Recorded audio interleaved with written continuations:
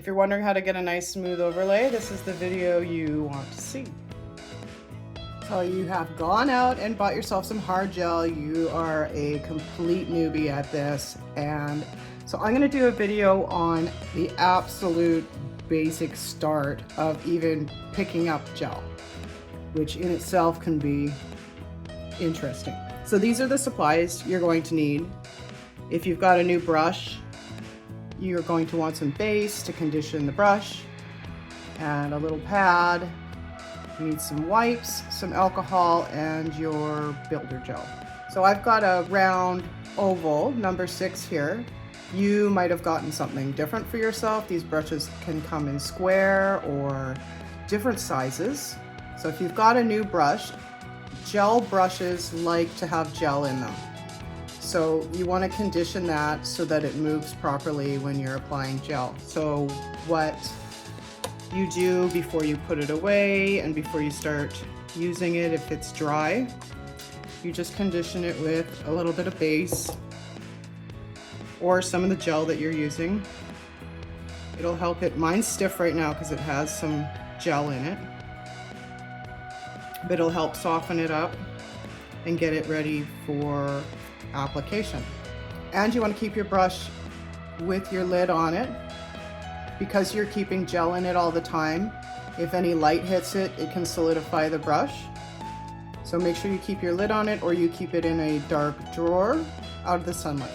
I'm just going to put a drop of the base on this pad and work some gel into it. And then I'm going to take out any extra by just swiping it off. So now we go in for the pickup. And this, some people have a difficult time with this. So you don't want to just jut your brush in there and get it on both sides. What you're trying to do is pick it up so that it is on one side. So you kind of want to scoop like this, so you get the amount that you want, and you'll see that tail on there. Now you can tap it off on the side, or just grab another bit, or you can swirl it. You can take it and swirl it off, like that. Whichever method you prefer. I do like swirling it because then I'm not tapping it off on the side of the jar and getting it onto the side, because if you do get onto the side, you'll have to wipe it off. But I'm left with a bead on. It's kind of falling down because of the camera angle, but there's a bead on one side of the brush, which is what you want. You don't want it on that other side. You'll make a mess, because when you go to apply, if you have gel on that other side, you won't be able to get up into the cuticles or anything like that, because gel will end up touching along the cuticle. So to put it on the nail now, so we've got the bead on our brush, we're gonna roll it and then just do a little bit of a circle, and that'll release that gel. And then you can go ahead and start pillowing it.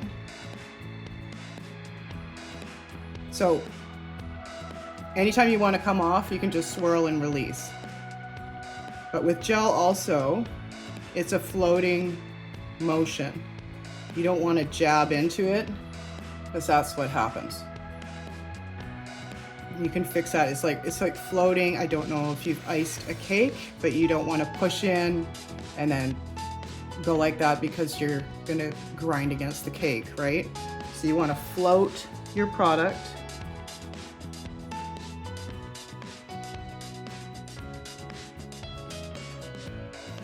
Release it like that, and then float it over the nail. And you'll see people do slip layers. Slip layers can be helpful. So let's just do one. So let's, a slip layer you are going to want to push while you do it, but you wouldn't have grabbed so much gel. So what if I grabbed too much gel? So I've got too much gel left on my brush and I want to get rid of that. And I come back to the jar and I can just scrape that off. Swirl. Now I'm going to have to wipe that afterwards.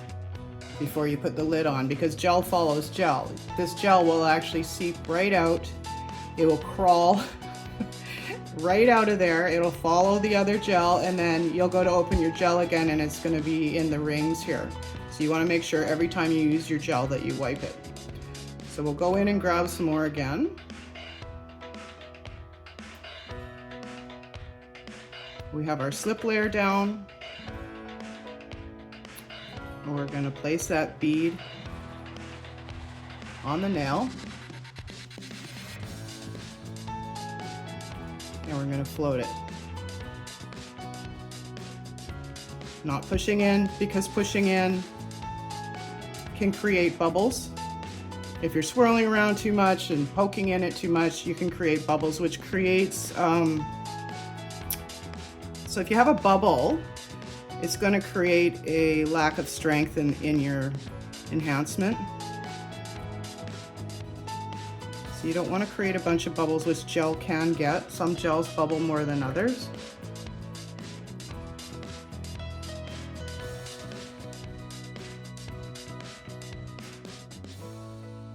And then we have a nice overlay.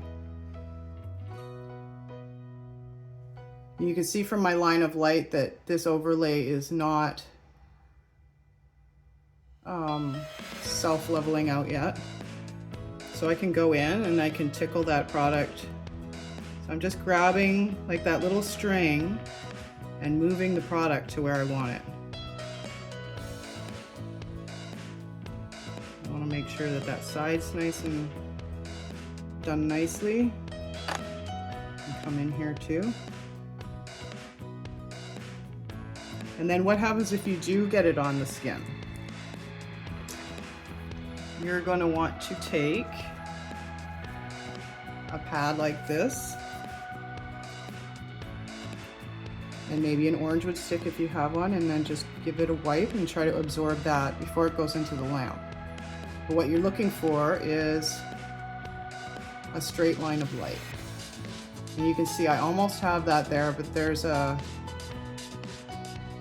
shape in that light. So it's not quite self-level. I've got a divot right here. I can pull this up and pull this up.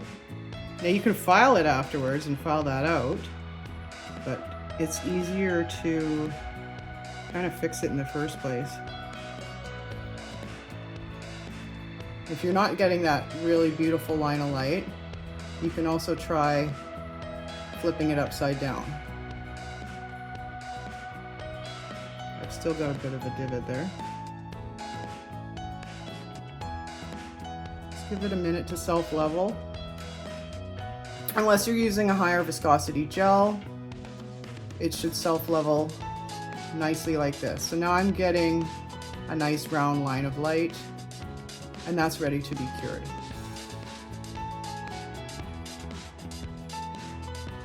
The other thing you can do before you cure it is go in with a smaller brush like this, and if you've missed anything along the edge, you can just get it with this brush. Make sure it's as close as you can get it without it going into the sidewalls. Same on this side.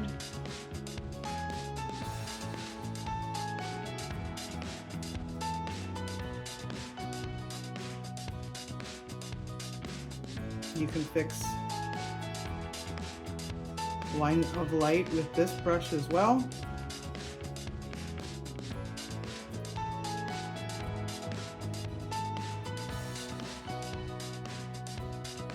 What I would do with this one is just turn it upside down because it's just not self-leveling for me.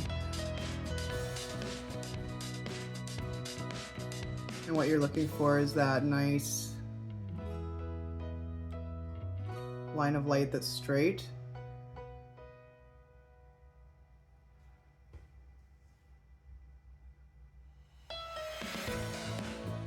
And the right shape. So no wobbles in it. That's how you're going to get that smooth look without filing. Some gels will do this, some gels won't. And then I can go right in over this and just paint because it's nice and smooth. Now, if you are just starting out, I would recommend using a pink gel because it's easier to see what you're doing.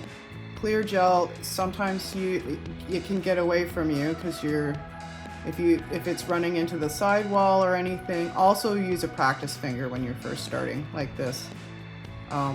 You can get them for much cheaper than this one. This is a Red Iguana one. Anyway, use the practice finger because you don't want to get this all over your skin. It is got toxic chemicals in it and it is not meant for the skin at all. It's fine if you're used properly on your nail. So practice on a practice finger. If you have any questions, just pop them in the comments section.